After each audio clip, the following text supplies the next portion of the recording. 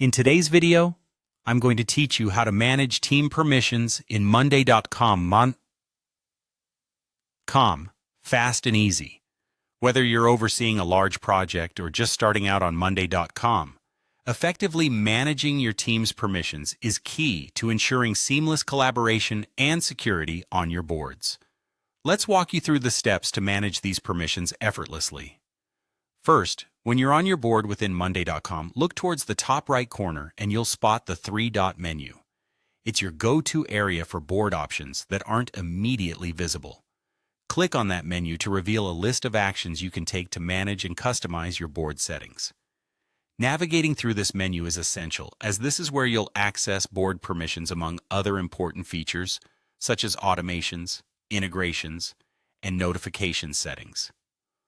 Once you click the three-dot menu, you'll want to select board permissions from the drop-down options. This section is where the magic happens. Board permissions allow you to control who can view, edit, or administer the contents of your board.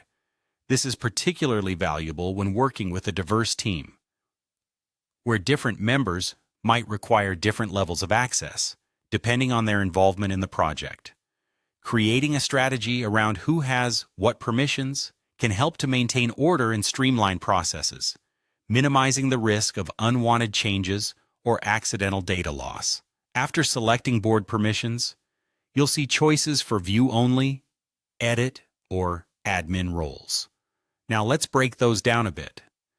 The view only permission is perfect for members who just need to stay informed but aren't part of the direct workflow.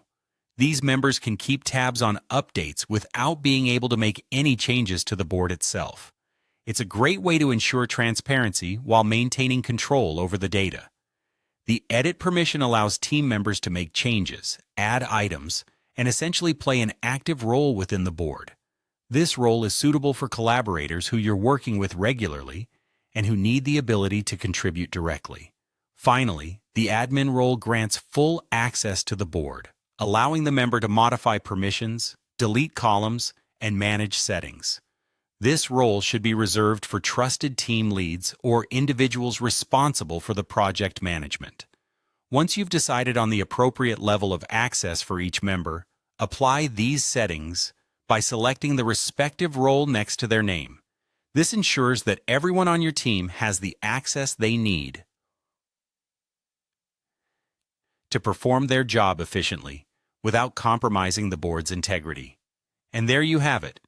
You've successfully managed your team permissions in monday.com. Balancing access among your team with these permissions tools will contribute greatly to an organized and effective workflow. Keep experimenting with these settings as your team's needs evolve, and you'll be on your way to mastering project management like a pro. Thanks for watching, and until next time, happy organizing on monday.com.